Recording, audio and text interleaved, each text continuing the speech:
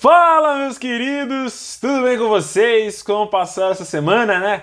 Semana de jogos na terça, na quarta e na quinta-feira. E aí, na sexta-feira, a gente traz o vídeo de análise, né? Você que já acompanha na Rede Contadaro já faz tempo, já sabe que na sexta-feira eu sempre trago um vídeo de análise comentando aí as partidas dos principais clubes do futebol brasileiro, né? Dos 20 maiores clubes aí, né? Dos 20 maiores clubes mais colocados, né? Digamos, né? Dos 20 clubes da Série A. E aí eu trago uma análise um pouco mais aprofundada do que eu já posto, né, no Instagram da nossa página, na Rede Contadaro. Inclusive, se você não segue, vai lá seguir, o link está aqui embaixo. É só você clicar que você já vai abrir na página e clica no botãozinho para seguir, obviamente. Se você está assistindo aqui o vídeo no YouTube, compartilha esse vídeo aí, ajuda esse canal a ser proliferado aí por todos os cantos desse Brasil e desse planeta Terra, que a gente possa levar a palavra do melhor futebol do mundo, né? Do futebol brasileiro. Não tem como, não tem futebol melhor do que o futebol brasileiro. Vamos concordar nisso, né? Então, meus queridos, dito isso, vamos começar a conversar sobre o futebol dos estaduais, né? Que tivemos rodada nesse meio de semana, não todos os estaduais. A gente não teve rodada do Campeonato Mineiro e do Campeonato Mato Grossense, né? Partidas de Cruzeiro, América não aconteceram, e o próprio Atlético também não jogou, e o Cuiabá também não entrou em campo. Mas outras equipes entraram, né? Enfim, tivemos ao todo aí 17, quase 17 partidas pra gente estar conversando. Fechou? Seguinte, na terça-feira, né, vou conversar aqui com vocês sobre campeonatos, né? Vou conversar com o bloco do Campeonato Paulista, que são de 5 clubes. Aí você vai arrastando aqui por esse vídeo, ver onde eu tô falando, se eu tô falando do seu campeonato estadual, se eu tô falando de outro. Mas vamos começar pelo campeonato estadual, que querendo ou não, me desculpem os outros, mas é o melhor campeonato estadual do Brasil. Na terça-feira, né, o Corinthians venceu por 2-1 a equipe do Guarani, de virada em Itaquera, né? O Corinthians saiu perdendo com o gol do Bruninho. Logo no primeiro minuto de jogo, nos primeiros segundos da partida, Bruninho fez o primeiro gol do Bugre. E aí o Corinthians empatou com o Roger Guedes no finalzinho da primeira etapa, e com o Fábio Santos no início do segundo tempo, ali lá para os 7 minutos do segundo tempo, o Fábio Santos fez o segundo gol. Foi uma partida segura do Corinthians, né? O Corinthians, depois do segundo gol, não criou quase nada depois, né?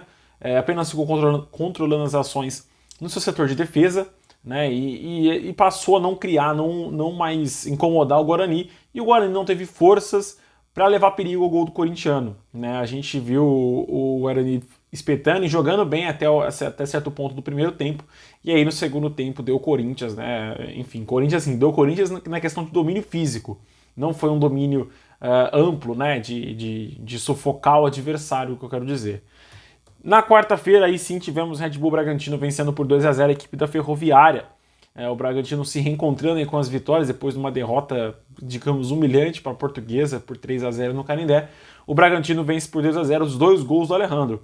Também é um time que jogou muito bem a primeira etapa, poderia ter feito até mais gols, mas no segundo tempo a equipe caiu muito, né? Inclusive perdendo um jogador na reta final, quase que se complica, né? Num jogo que já estava praticamente definido, o Bragantino quase se complicou. É um time que começa, na minha opinião, dos paulistas é o melhor, né? Como eu já tinha falado para vocês, é o que melhor estreou, o que melhor começou jogando.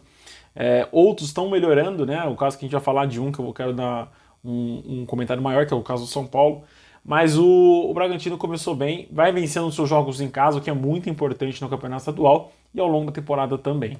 Também na quarta-feira tivemos o Palmeiras vencendo fora de casa a equipe do Ituano, né? O Palmeiras tomou o seu primeiro gol no ano. É muito interessante esse dado, né? Porque o Palmeiras se consolidou ano passado por ter uma defesa muito boa, né? Muito firme, que toma poucos gols. E um time que ganha muito fora de casa. Engraçado é que as 2 vitórias do Palmeiras no Campeonato Paulista foram fora de casa.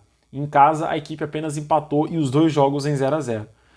O Palmeiras venceu com o gol do Navarro, sofreu um empate no início do segundo tempo com o Eduardo Persson.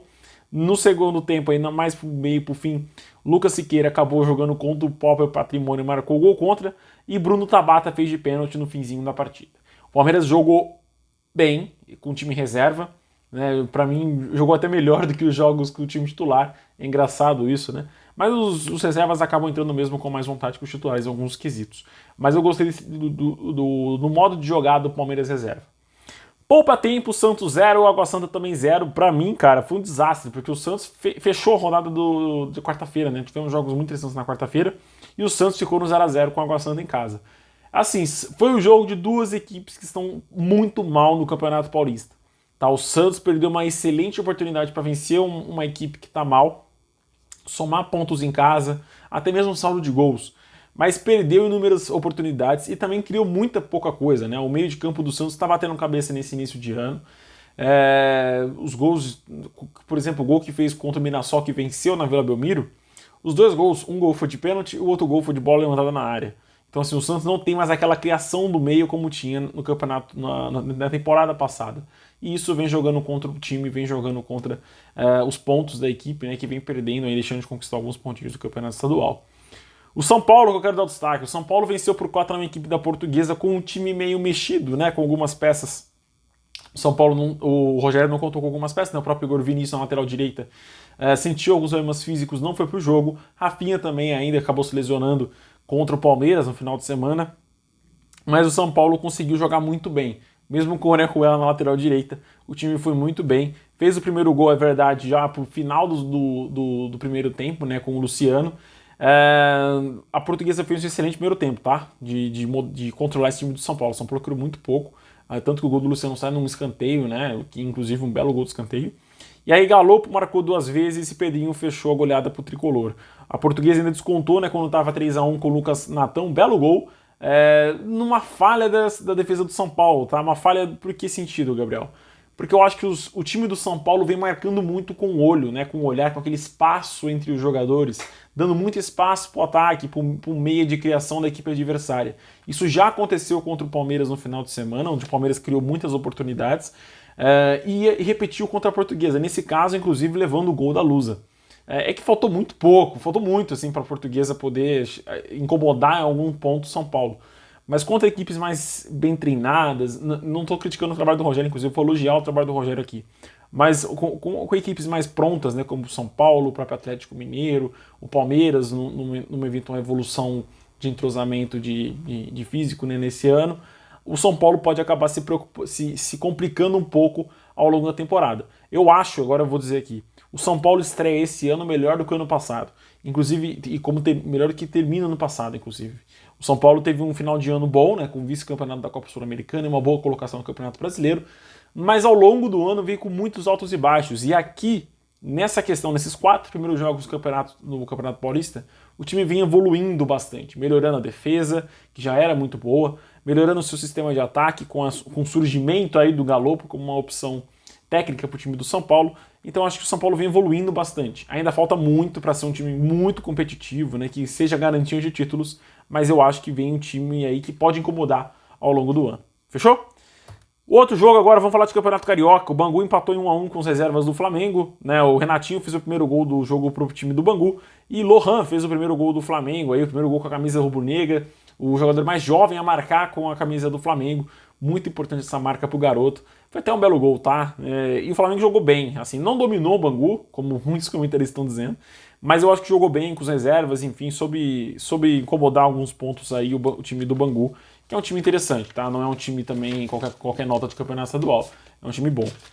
A Portuguesa do Rio de Janeiro venceu o Vasco e perdeu por 2-0, o gol de Nenê e Gabriel Peck.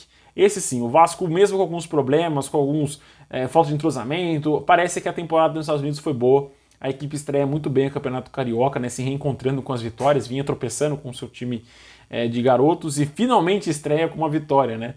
A equipe jogou muito bem, tá? Eu acho que o Vasco fez um gol no primeiro tempo, um gol no segundo tempo, ambos no início das 2 etapas, né? Tem um caminho muito longo ainda, mas eu acho que o Vasco começa um campeonato mais interessante do que o Botafogo, que é o time que a gente vai falar na sequência, que venceu a equipe do Madureira por 2-0. O 2-0 do Botafogo é diferente do 2-0 do Vasco, tá? O 2-0 do Bota foi muito sofrido para a equipe fazer esse 2-0. Fez o primeiro gol com o Gabriel Pires no início da segunda etapa e repetiu o feito, né? Fez o segundo gol aí o Gustavo Sauer no finalzinho do jogo. O Botafogo passou um tempo inteiro sofrendo para criar jogadas, sofrendo para desenrolar mesmo o seu sistema de ataque. Quando entrou os jogadores titulares, né, como o Tiquinho Soares, né, esse jogador que para mim eu acho excepcional, acho incrível, como nenhum outro clube brasileiro notou ele no mercado, né? E o Botafogo foi lá e trouxe méritos do Botafogo, inclusive. O time melhorou bastante, evoluiu, tá? A entrada do próprio Patrick de Paula, Estava tentando lembrar o nome do lateral esquerdo, do Marçal. O Botafogo se tornou outra equipe, uma equipe mais competitiva, que sufocou o Madureira, incomodou demais a equipe do Rio de Janeiro. Né? Então fica esse ressalvo aí para a equipe do Botafogo nesse começo de temporada. O Fluminense empatou em 1-1 com a equipe do Boa Vista, até Kevin fez o gol contra para o Fluminense e Marquinhos fez o gol do Boa Vista. É o primeiro ponto, os primeiros pontos que o Fluminense deixa de conquistar na temporada. Né? O Fluminense vinha de 3 vitórias, agora tem um tropecinho aí no Campeonato Carioca. Quem tropeçou também, vem tropeçando bastante, né? Já a segunda rodada e o segundo empate do Inter no Campeonato Gaúcho. A equipe empatou fora de casa contra o Avenida em 1-1. Carlos Henrique fez o primeiro gol do jogo para o Avenida e Carlos de Penha, 2 Carlão aí, fizeram os gols do jogo. Fez no início da segunda etapa, fez o gol aí do Inter. O Inter também se tornou outro com a entrada dos seus titulares. Titulares assim, né? Carlos de Penha, o próprio Alan Patrick. Mas é uma equipe que sofre demais para criar jogadas. O Inter, a defesa do Inter bate muita cabeça e o meio de campo ali tá batendo cabeça também. Acho que a falta do Edenilson tá fazendo mal para a equipe e o ataque também não tá muito bem encaixado ali, né?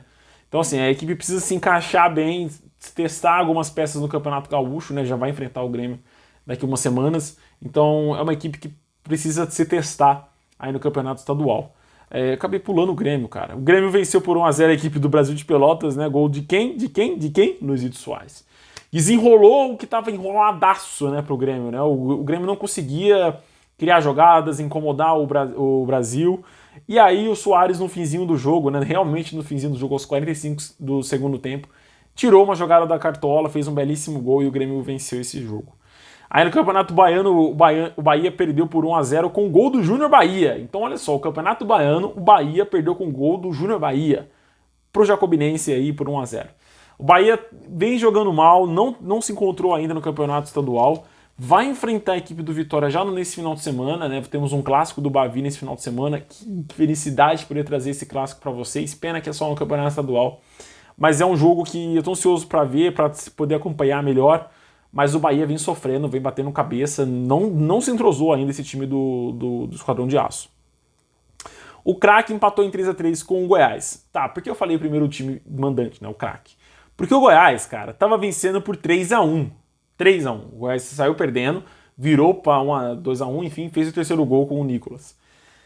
O Crack foi atrás e empatou essa parada. Você tá entendendo? O Crack, um time de Série C, ou nem tem série, empatou o jogo com o Goiás dentro de casa, né? Como eu falei, o Crack saiu na frente com o gol do Janderson, o Goiás empatou com o Vinícius, Nicolas marcou 2 na sequência, né? Aos 36 e aos 66 minutos de jogo, e aí o Crack, né, contou com a estrela do Jonathan, que fez 2 gols também aos 76 e aos 86. Muito 6 nesse jogo, né? Pra minha dicção, mandar um abraço.